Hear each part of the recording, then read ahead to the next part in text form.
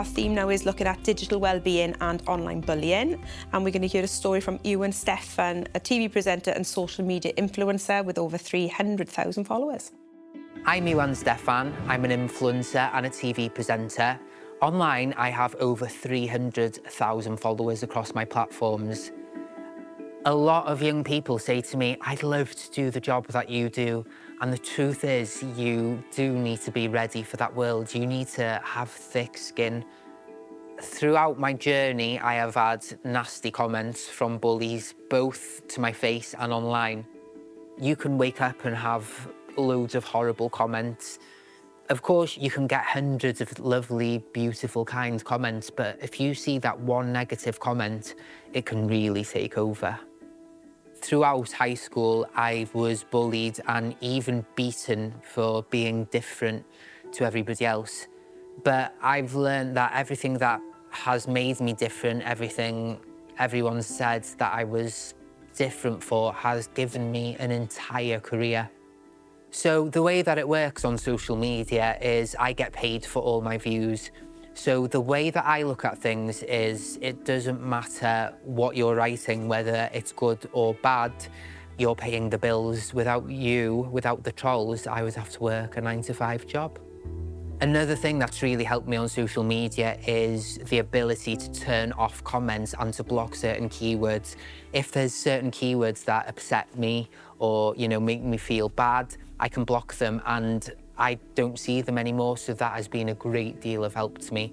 As a gay man who is a bit different in society, this has been a game changer.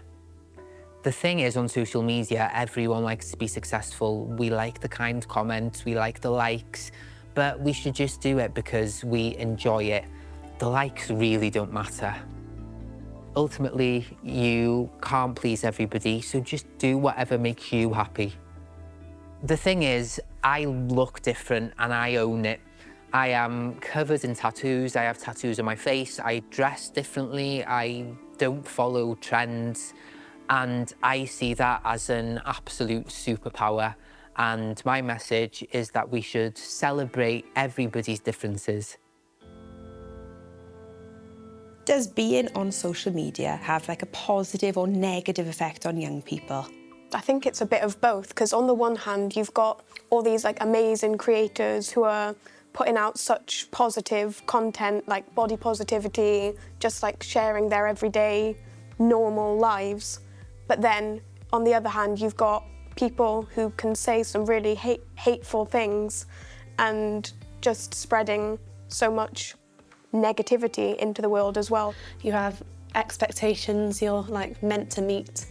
You've got to look a certain way or be a certain way, and if you're not, then you might get bullied or something. You spend hours and hours scrolling and you see so many unrealistic expectations that you start to believe that, oh, well, I'm supposed to look like that, or I'm supposed to do that. But that's not fair on you. And then that can lead into other really way deeper stuff like depression or anxiety. So what kinds of harmful behaviour can we see on social media? You might be watching a video and you want to look at the comments, and then you see that other people are being hateful towards others, and that might have a negative effect on you, because if you do something similar to what they're doing, you're like, oh, I shouldn't do that anymore because they're saying this about them, they'll probably say it about me too. What's the best way to respond to online bullying or any harmful content? I would say that, firstly, don't respond online to the comment directly. I would say tell a trusted adult about your experiences and just let them know that this is how this comment is making me feel. A lot of the time, the hardest step is to actually seek that help, and the earlier you do it, the sooner that you're going to get the support that you need. Because technology is so advanced, you can just block, turn off comments, all kind of things like that. So I think dealing with comments is just easier to just get rid of them. So do young people spend too much time on their phones? I believe so, because I think you're spending so much time on your screen, you're distancing yourself from your family and your social life. So I think just to bring connections back into your life, I think reducing your screen time is a great habit, really.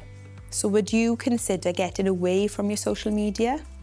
I think if you're going through some mental health issues or something, I think stepping away from social media would be the way forward. That time away gives you a chance to like reflect and like put things into perspective and find out what in life that you truly value. I do not spend enough time revising or doing work at home. I know if I dropped social media, if I stopped watching YouTube, if I stopped going on my PC or whatever, I know I would revise way more and way harder, and I'd have a better focus for it. So I think in that kind of aspect, 100% it's way better if you drop it. My greatest tip for anyone doing social media, anything like that, is turn off comments or block certain keywords. It really is amazing. It changes everything. Be yourself. There's no one else in the world like you. So just be yourself and enjoy it.